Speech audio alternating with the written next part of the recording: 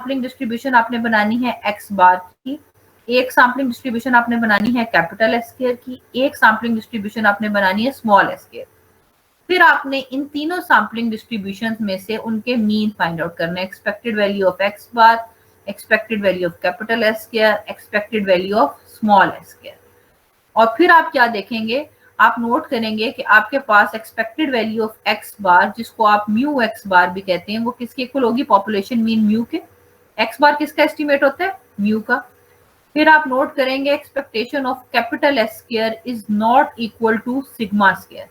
Expectation of capital S square को हम mu S square भी कहते हैं, यानी एस स्क्वायर की वैल्यूज का मीन।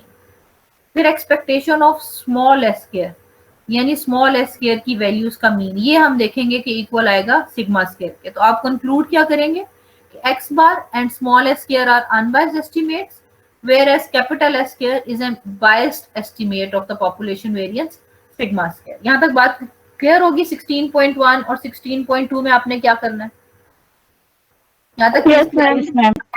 अच्छा जी, उसके बाद आ जाए 16.3 पर।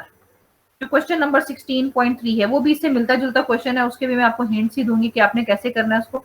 16.3 देखिए, अ सैंपल ऑफ 5 मेजरमेंट्स, आपके पास 5 के साइज का सैंपल गिवन है और मेजरमेंट्स उसकी क्या गिवन है, डाटा क्या गिवन है, 6.33, 6.37, 6.36, 6.32 एंड 6.37। उसने कहा determine N unbiased estimate of population mean. तो जी एक्स बार ये फॉर्मूला का इज एन अनबायस्ड एस्टिमेट, जो भी इसकी डाटा में से वैल्यूज निकालें, आंसर कंप्यूट करके लिखें। ये आपके पास क्या हो गया, ये आपके पास हो गया अनबायस्ड एस्टिमेट ऑफ म्यू, ठीक हो गया।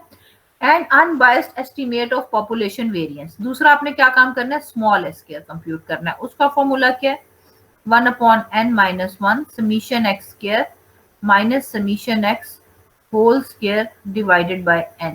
चाहे तो ये फॉर्मूला यूज करें और चाहे तो ये वाला फॉर्मूला यूज करें, summation X minus X bar whole square upon n-1। इन दोनों में से जो आपकी चॉइस है उसको यूज करें। ये आपको क्या प्रोवाइड करेगा, this will provide you unbiased estimate of sigma square. यहां तक बात समझ आ रही है बेटे, कैसे काम करना है? क्लियर है बात यहां तक? यहां तक चीज क्लियर है बेटा? जी बेटा। Yes ma'am.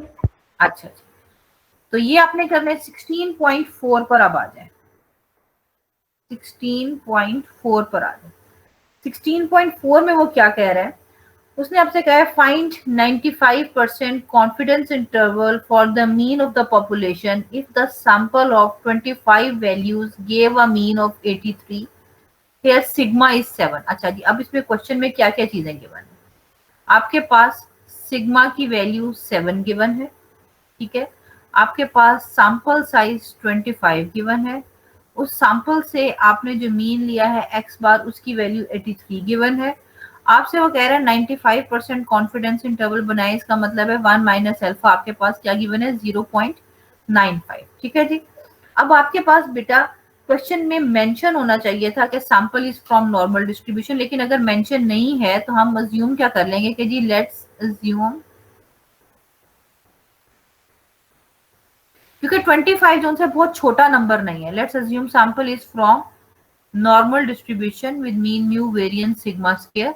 आपके पास 1 minus alpha into 100% confidence interval for mu is, पहले जनरल फॉर्मूला लिख लेते हैं। जनरल फॉर्मूला क्या होता है, X bar plus minus Z alpha by 2 sigma upon root N. अब आपके पास एक्स बार की वैल्यू भी है, सिग्मा भी है, एन भी है, कौन सी चीज आपके पास इस वक्त इसमें पुट करने के लिए नहीं है, जेड अल्फा बाय 2 की वैल्यू नहीं है। इसे कैसे डिटरमिन करेंगे, 1 माइनस अल्फा 0.95 है, तो अल्फा आपके पास क्या होगा 0.05, अल्फा बाय 2 आपके पास क्या होगा 0.025, तो z 0.025 इसकी वैल्यू आपने देखनी है, ठीक है जी। तो ये वैल्यू कल हम लोगों ने देखी थी, क्या वैल्यू आई थी 1.96, z 0.025 की वैल्यू क्या होती है 1.96, ये वैल्यू आपके पास आ गई। अब आगे आपने क्या काम करना है, वैल्यूज पुट करनी है बस, 83 plus minus 1.96 into 7 divided by square root 25, तो 83 प्लस माइनस, ये क्या आंसर आता है जल्दी से कंप्यूट करके बताएं, हरी आप जल्दी से।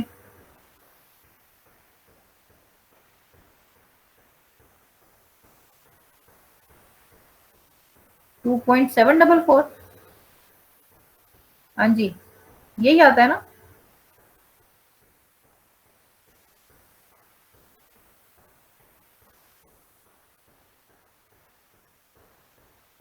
एक दफा इस वैल्यू को ऐड करें और एक दफा आप इसको सब्ट्रैक्ट करें, तो आपके पास ये 80.256 सब्ट्रैक्ट करके आएगा, ऐड करके आएगा 85.744 is the required 95%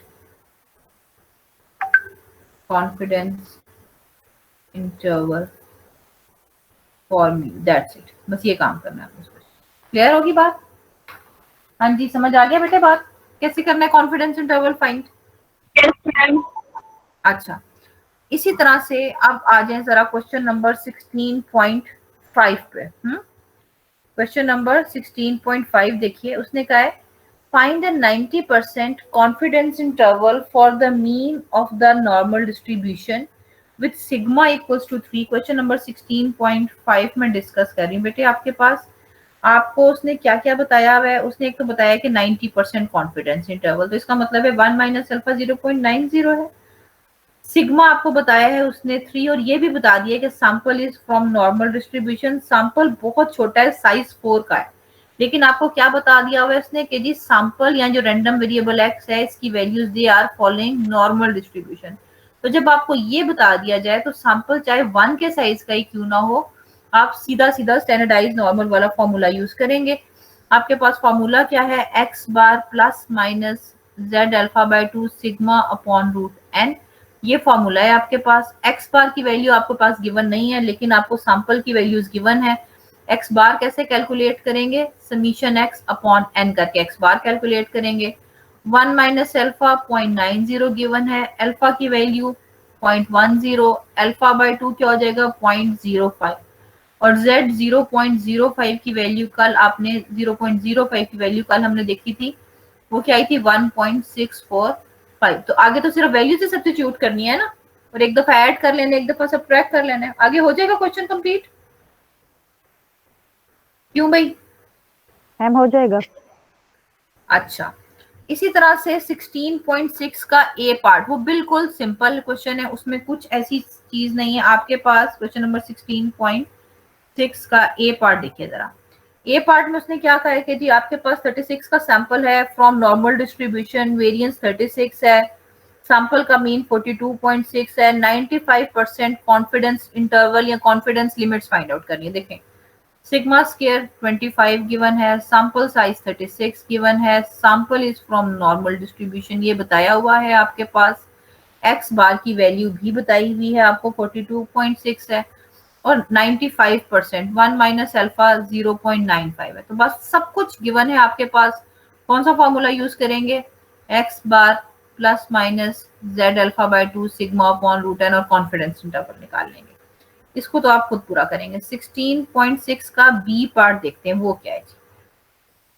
आपको उसने कहा है suppose the weights of 100 male students from a college represent a random sample of weights of 2000 students of the college। बेटा अब ये क्वेश्चन थोड़ा सा डिफरेंट है, आपको सैंपल साइज भी बताया है, सैंपल जिस पॉपुलेशन से लिया है उस पॉपुलेशन का साइज भी बताया है, ठीक है।